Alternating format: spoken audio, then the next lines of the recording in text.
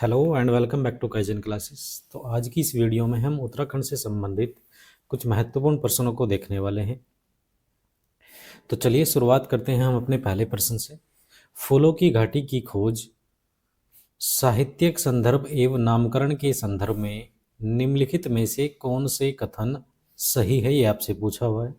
कुछ कथन यहाँ आपको दिए गए हैं फूलों की घाटी से संबंधित, तो इनमें आपको देखना है कि कौन सा कथन आपका सही है। ठीक, पहला दिया है फूलों की घाटी की खोज 1931 में फ्रैंक स्माइथ एवं होल्डर्सवर्थ द्वारा की गई। तो ये तो हमारा बिल्कुल सही हो जाएगा भाई। फूलों की घाटी की 1931 में खोज की गई थी, फ्रैंक स्माइथ और होल्डर्सवर्थ के द्वारा आपकी की गई थी। ठीक, दूसरे में दिया है वैली ऑफ फ्लावर्स नामक पुस्तक का प्रकाशन 1938 में किया गया। तो ये भी बिल्कुल हमारा सही है। जो वैली ऑफ फ्लावर्स जो पुस्तक है ये फ्रैंक स्माइथ के द्वारा ही आपकी लिखी गई थी। ठीक, तीसरे में दिया है स्कंद पुराण में इसे अलका तथा कालिदास के मेघदूत में इसे नंदन कानन कहा गया है। तो ये हमारा गलत हो जाएगा, क्योंकि देखिए स्कंद पुराण की अगर मैं बात करूँ, स्कंद पुराण में इसको क्या बोलते हैं, तो नंदन कानन कहा गया है, नंदन कानन। और यहीं अगर हम बात करें, कालिदास की एक रचना है जिसका नाम मेघदूत है, और इसमें आपका क्या कहा गया है, तो इसमें आपका अलका कहा गया है। ठीक है, ये उल्टा कर दिया गया है, तो इस प्रकार ये हमारा गलत हो जाएगा। फोर में दिया है स्थानीय भाषा में फूलों की घाटी को दुआरी खरक कहा जाता है। तो ये भी हमारा सही हो जाएगा। तो 1, 2 और 4 हमारे सही हैं। तो ऑप्शन ए हमारा बिल्कुल सही हो जाएगा, 1, 2 और आपका 4। देखिए फूलों की घाटी की अगर हम बात करें, तो फूलों की जो घाटी है इसको राष्ट्रीय उद्यान आपका कब घोषित किया गया था, राष्ट्रीय उद्यान, तो ये किया गया था आपका 1982 ईस्वी में। और किस जिले में है आपका, तो ये है आपका चमोली जिले में। ठीक है, चमोली जिले में। क्षेत्रफल की बात करें तो 87.5 वर्ग किलोमीटर में आपका फैला हुआ है कौन सा, फूलों की घाटी राष्ट्रीय उद्यान। और इसी फूलों की घाटी राष्ट्रीय उद्यान की हम बात करें, इसको यूनेस्को विश्व धरोहर में शामिल भी आपका किया गया था, यूनेस्को विश्व धरोहर। तो कब शामिल किया गया आपका यूनेस्को विश्व धरोहर में, तो ये किया गया था आपका 2005 में, 14 जुलाई 2005 को इसको यूनेस्को की सूची में आपका शामिल किया गया था। ठीक है, चलिए बढ़ते हैं नेक्स्ट प्रश्न पे। उत्तराखंड में ब्रिटिश कालीन वन प्रशासन के विकास के संदर्भ में निम्न कथनों पर विचार कीजिए। फर्स्ट कथन दिया है 1823 में कमिश्नर ट्रेल द्वारा उत्तराखंड में वन व्यवस्था का शुभारंभ किया गया। तो बिल्कुल सही हो जाएगा ये। दूसरे में बोलता है 1869 में कुमाऊं वन प्रबंधन को मेजर पियर्सन के अधीन लाया गया। तो ये भी हमारा सही है। और तीसरे में दिया है इस प्रबंधन के अंतर्गत गढ़वाल के वनों को 4 भागों चंडीवन, उदयपुर वन, कोटली दून एवं पाटली दून वन में विभाजित किया गया। तो ये तीसरा कथन भी हमारा बिल्कुल सही है। और 4 में दिया है 1877 में पहली बार वनों की श्रेणियां बनाकर वन क्षेत्र का विधिवत वर्गीकरण किया गया। तो 4 कथन भी हमारा बिल्कुल सही हो जाएगा। तो इस प्रकार हमारा ऑप्शन डी हमारा बिल्कुल सही होगा।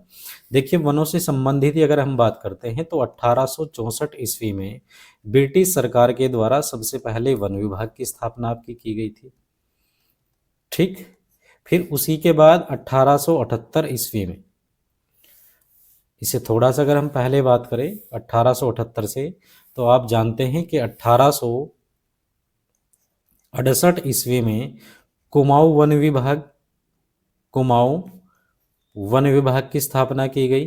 ठीक, और इसके बाद फिर 1869 ईस्वी में 1869 में गढ़वाल वन विभाग की स्थापना की गई, गढ़वाल वन विभाग। तो ये कब बना है आपका, तो ये बना था आपका 1869 ईस्वी में। ठीक, इसके बाद फिर 1878 ईस्वी में, आप जानते हैं 1878 ईस्वी में ब्रिटिश सरकार के द्वारा वन अनुसंधान संस्थान की स्थापना आपकी की गई थी, वन अनुसंधान संस्थान। हालांकि इसका नाम उस समय ये नहीं था। वन अनुसंधान संस्थान की स्थापना ब्रिटिश सरकार के द्वारा 1878 ईस्वी में आपकी की गई थी, जिसको आप FRI बोलते हैं, फॉरेस्ट रिसर्च इंस्टीट्यूट। ठीक, तो ये थोड़ा ध्यान रखना है। 1864 में वन विभाग, 1868 में कुमाऊं वन विभाग और 1869 में गढ़वाल वन विभाग और 1878 में वन अनुसंधान संस्थान की स्थापना आपकी की गई थी। देखिए यहीं एक प्रश्न बनता है कि टिहरी वन विभाग की स्थापना कब की गई, तो 1885 ईस्वी में आपका टिहरी वन विभाग की स्थापना की गई थी। टिहरी वन विभाग, तो ये कब स्थापित किया गया आपका, 1885 ईस्वी में। ठीक है, चलिए।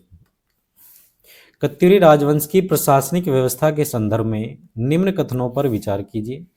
फर्स्ट कथन में दिया है कत्यूरी शासकों की राजभाषा संस्कृत थी, बिल्कुल सही है, जिसका प्रयोग ताम्र पत्रों एवं अभिलेखों में मिलता है, तो ये हमारा बिल्कुल सही हो जाएगा। दूसरे में दिया है कत्यूरी काल में लोक भाषा के रूप में पाली भाषा का प्रयोग किया जाता था, तो ये भी हमारा सही हो जाएगा। भाई राजभाषा इनकी संस्कृत थी और लोक भाषा की हम बात करें तो वो कौन सी थी आपकी, वो आपकी पाली थी। ठीक, और अगर यहीं हम बात करें इनकी लिपि क्या थी, लिपि तो वो थी आपकी कुटिला। ठीक, तीसरे में दिया है कत्यूरी राजवंश की शीतकालीन राजधानी ढिकोली वर्तमान रामनगर क्षेत्र थी, तो ये भी हमारा बिल्कुल सही हो जाएगा। ठीक है, तो तीनों ही कथन हमारे बिल्कुल सही है, तो ऑप्शन डी हमारा बिल्कुल सही हो जाएगा। यही हमसे पूछा था कि सही कौन से हैं। देखिए कार्तिकेयपुर राजवंश की अगर हम बात करें तो इनकी दो राजधानी रही थी, एक इनकी प्रारंभिक राजधानी थी, प्रारंभिक राजधानी, और प्रारंभिक राजधानी कौन सी थी, तो वो थी आपकी कार्तिकेयपुर, कार्तिकेयपुर जो आपका जोशीमठ में पड़ता है, चमोली में आपका। ठीक, और इनकी दूसरी राजधानी भी थी आपकी, दूसरी राजधानी तो वो क्या थी आपकी, तो वो थी आपकी बैजनाथ, और वो कहाँ है आपका बैजनाथ, तो ये है आपका बागेश्वर में। तो प्रारंभिक राजधानी कार्तिकेयपुर जोशीमठ चमोली और दूसरी राजधानी बैजनाथ आपका बागेश्वर। ठीक है, फूलों की घाटी राष्ट्रीय उद्यान के भौगोलिक एवं प्राकृतिक स्वरूप के संदर्भ में निम्न कथनों पर विचार कीजिए। फर्स्ट में दिया है राष्ट्रीय उद्यान नर एवं गंधमादन पर्वतों श्रेणियों के मध्य स्थित है, सही हो जाएगा। दूसरे में दिया है इसके मध्य से बहने वाली पुष्पावती नदी का उद्गम कामेट पर्वत स्थित पुष्पतोया ताल से होता है। देखिए ध्यान रखना है आपको, जो फूलों की घाटी राष्ट्रीय उद्यान है उसमें कौन सी नदी बहती है, तो पुष्पावती नदी, और इसका उद्गम कहाँ से होता है, तो पुष्पतोया ताल से होता है आपका। ठीक है, तो ये भी हमारा सही हो जाएगा। तीसरे में दिया है उद्यान के केंद्र में स्थित लिंगाताल को स्थानीय रूप से आछरी ताल भी कहा जाता है, तो ये जो लिंगा ताल है इसी को आछरी ताल बोलते हैं, और ये कहाँ है आपका, तो ये हमारा फूलों की घाटी में है, तो ये भी हमारा सही हो जाएगा। 4 में दिया है फूलों की घाटी में पुष्प प्रजातियों की संख्या 300 से कम है, तो ये गलत हो जाएगा भाई। अगर हम पुष्प प्रजातियों की संख्या की बात करें तो ये लगभग आपका 500 है। ठीक है, तो फर्स्ट सेकंड थर्ड हमारे सही हैं, 4 हमारा गलत हो जाएगा, तो ऑप्शन ए हमारा बिल्कुल सही होगा, फर्स्ट सेकंड और आपका थर्ड। ठीक है, निम्न युग्मों पर विचार कीजिए। ए में दिया है खगमरा किला और इसके सामने दिया है आपको भीष्मचंद। देखिए यहाँ आपको किले दिए हैं, इनका निर्माणकर्ता आपको इधर दिया हुआ है। तो खगमरा किले की अगर हम बात करें तो इसका निर्माण किसने कराया है, भीष्मचंद ने। और ये जो खगमरा किला है ये कहाँ है आपका, तो ये है आपका अल्मोड़ा में। ठीक, कहाँ है आपका, अल्मोड़ा। ठीक, दूसरे में दिया है सियाल बुग्गा किला, और सियाल बुग्गा किले का निर्माण किसने कराया था, तो लक्ष्मीचंद ने कराया था, ये भी हमारा सही होगा, और दूसरा भी हमारा सही हो जाएगा। क्योंकि लक्ष्मीचंद की हम बात करें तो ये सियाल, क्योंकि आप जानते हैं लक्ष्मीचंद के द्वारा लगातार 7 बार आक्रमण किए गए थे आपके गढ़वाल पर। उस समय जो गढ़वाल का राजा था वो कौन था, आपका मानशाह था, और ऐसा बोलते हैं 8वां जो आक्रमण किया गया था उसमें कुछ गढ़वाल के जो गांव थे वहां लूटमार की गई थी, किसके द्वारा, लक्ष्मीचंद के द्वारा। और लक्ष्मीचंद लगातार आक्रमण करता था किस किले से, सियाल बुग्गा किले से, और इसी को आपका गीदड़ गढ़ भी बोलते हैं, किसको, सियाल बुग्गा किले को, क्योंकि ये क्या करता था, आक्रमण करता था और फिर आपका छिप जाया करता था, और इसी को आपका छिपने वाली बिल्ली भी बोलते हैं, किसको, आपका लक्ष्मीचंद को।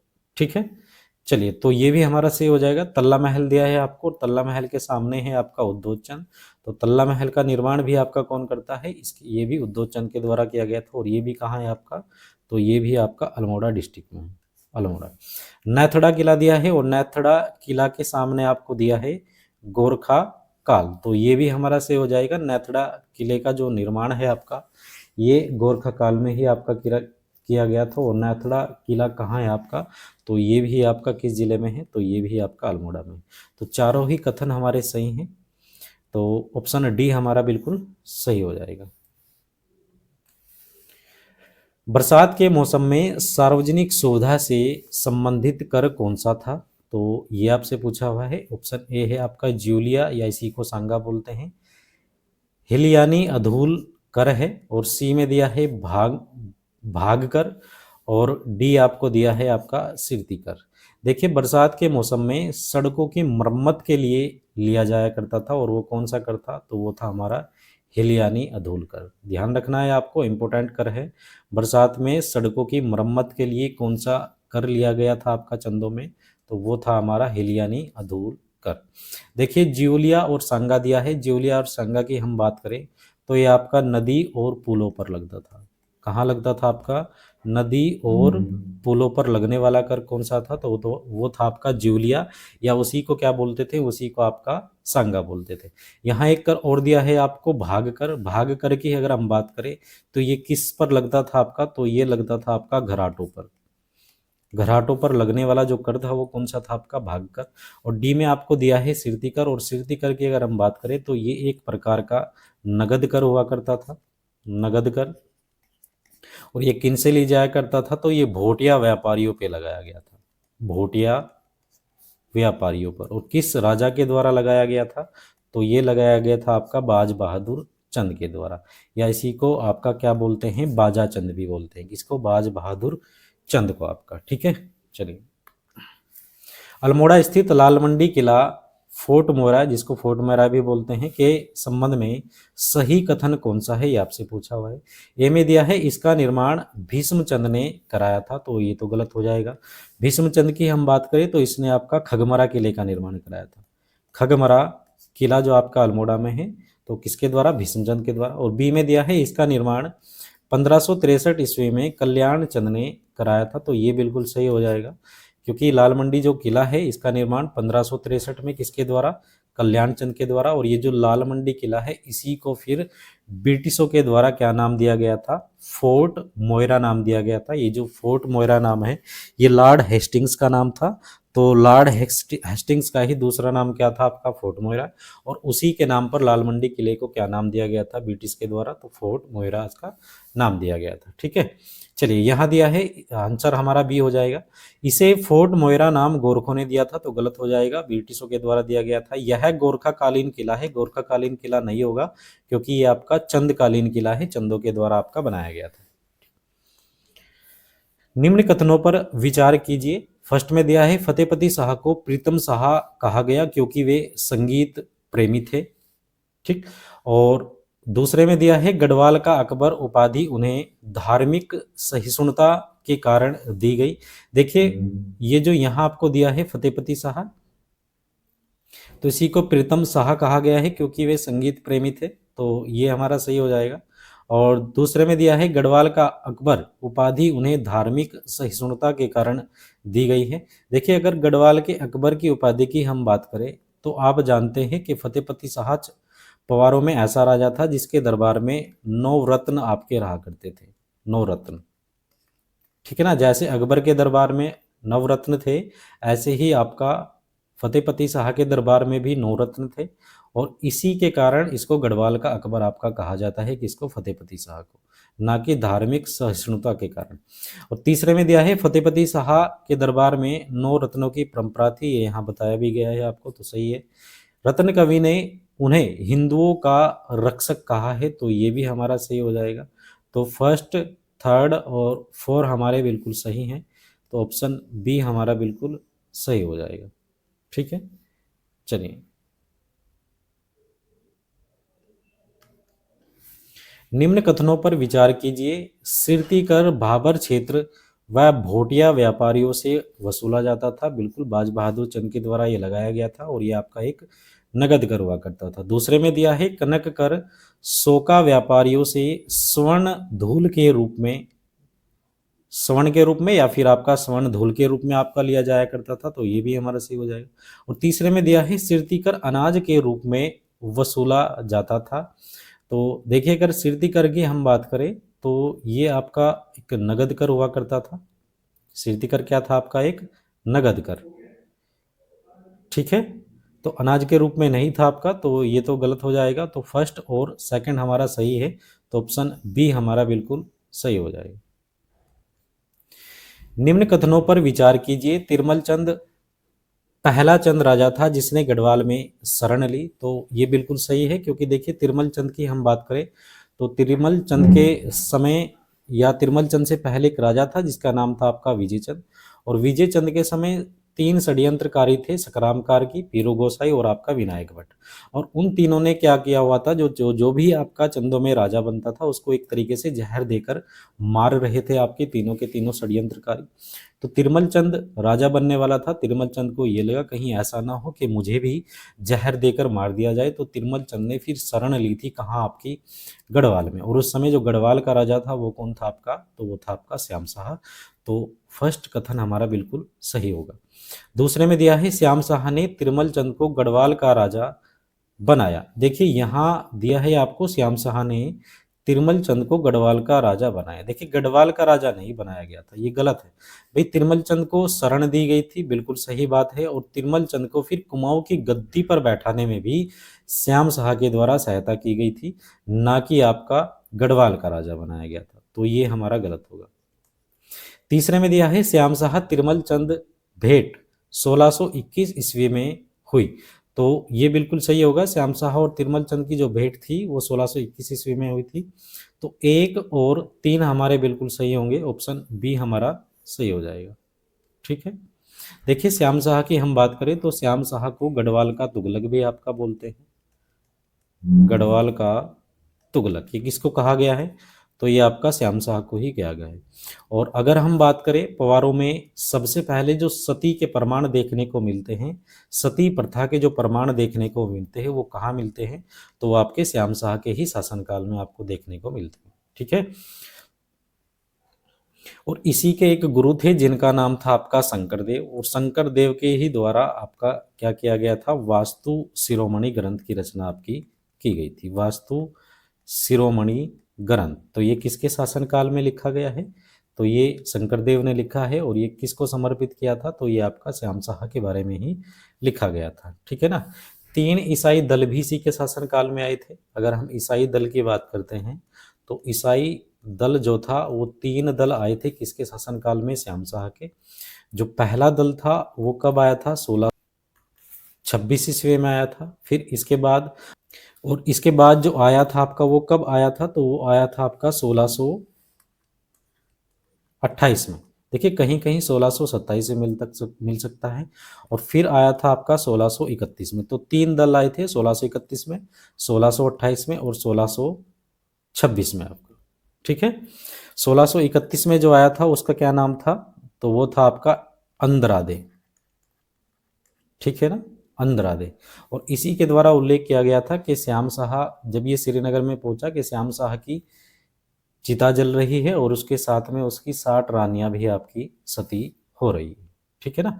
और ऐसा भी बोलते हैं कि फिर श्याम शाह की अंत में आपकी मृत्यु हो गई थी और अलकनंदा डूबने में श्याम शाह की आपकी मृत्यु हुई थी, ठीक है। चलिए, श्याम शाह द्वारा तिब्बत पर आक्रमण का प्रमुख कारण क्या था, ये आपसे पूछा हुआ है। तिब्बत द्वारा व्यापार मार्ग बंद करना, काकवा मोड़ द्वारा कर देने से इनकार करना, मुगल सम्राट जहांगीर का आदेश, या कुमाऊं पर अधिकार स्थापित करना। तो कौन सा हो जाएगा, ऑप्शन बी हमारा बिल्कुल सही हो जाएगा, काकवा मोड़ द्वारा कर देने से इनकार करना। क्योंकि देखिए अगर हम काकवा मोड़ की बात करें तो श्याम शाह से पहले जो राजा थे उनका नाम मानशाह था, और मानशाह के द्वारा तिब्बत पर पहला सफल आक्रमण आपका किया गया था किसके खिलाफ, काकवा मोड़ के खिलाफ। काकवा मोड़ को हराया गया था, और ऐसा भी बोलते हैं कि वहां से 1000 स्वर्ण कलश आपका लेकर आया था कौन, मानशाह, और उनको गोरी मठ में आपका स्थापित कराया गया था। और कर देने के लिए बाध्य कर दिया था किसको, तिब्बत के राजा काकवा मोर को। लेकिन जब मानशाह के बाद श्याम शाह आया तो श्याम शाह को कर देने से इनकार किया गया, किसके द्वारा, काकवा मोर के द्वारा। तो तब श्याम शाह ने तिब्बत पर आक्रमण भी किया था। ऐसा बोलते हैं कि जो काकवा मोर का महल था उसको जलाया गया था और तिब्बत में कुछ गांव थे उनको आपका जलाया गया था। ठीक है, तो आज की वीडियो का ये लास्ट क्वेश्चन था और ऐसे ही क्वेश्चनों के साथ मिलते हैं नेक्स्ट क्लास में। धन्यवाद।